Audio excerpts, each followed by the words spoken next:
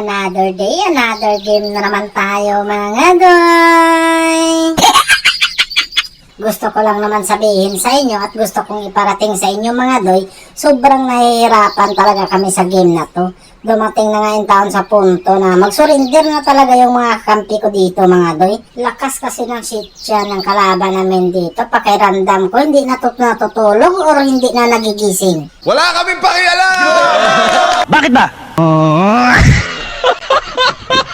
Tingnan nyo na lang kasi kung paano kami pinahirapan dito sa game na to. Kita nyo yan? Kontrolado talaga niya yung bawat bitaw ng ultimate niya. Hindi lang ultimate pati mga doy, pati bawat skill niya. Kontrolado talaga niya. Tapos dito naman nagkadikita na naman, dikdikan na naman kami dito mga doy.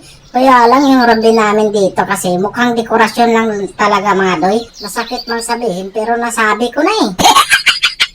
Tapos dito, kati talaga ng sityan mga doy. Hindi na talaga yan siya mapigilan.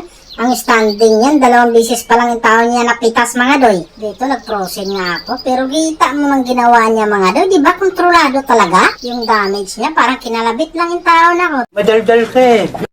Nakakahiya kasi. Kaya rin bakit Tapos dito, nag-asim talaga yung yung Robin namin mga doy. Hinabol talaga niya, pero ang nangyari mga doy, tingnan yung maigi, kakahabol niya. Wala pa rin siyang taong nagawa. Diba, dekorasyon?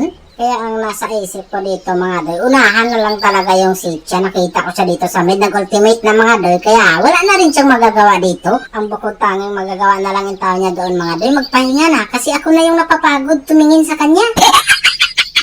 Tapos dito, alanganin na talaga kami mga doy. Nagpursige na talaga yung kalaban namin dito. Buti na lang talaga, nag-asim yung Khaled. Kaya nabigyan namin ng discount doon. Hindi na kami nagtatlong isip. Pinagtulungan talaga namin yung mga doy. Andito naman, nag-flicker in talaga yung sityan para madali ako. Pero yung Layla lang talaga nakakuha sa akin mga doy. Dahil sa tingin ng Robin dito, nag-surrender talaga siya mga doy. Kaya pinindot talaga niya yung settings na para mag-surrender na lang talaga.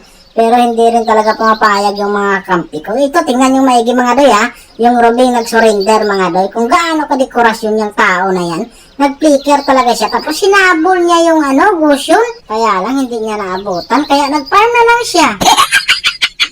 Kalain mo, 20 minutes na yung bakbakan mga doy. Kaya itong pagkakataon na to, kung sino magwagi dito sa bakbakan na to mga doy, sila talagang malaking tsansa na makakuha ng malaking mananap. At dahil makunat na yung mananap na yan mga doy, alamang talaga kung sino yung makakuha dyan. At ito na nga mga doy, nagkabukbaka na, nakita naman siguro yung galawan ko doon, di ba?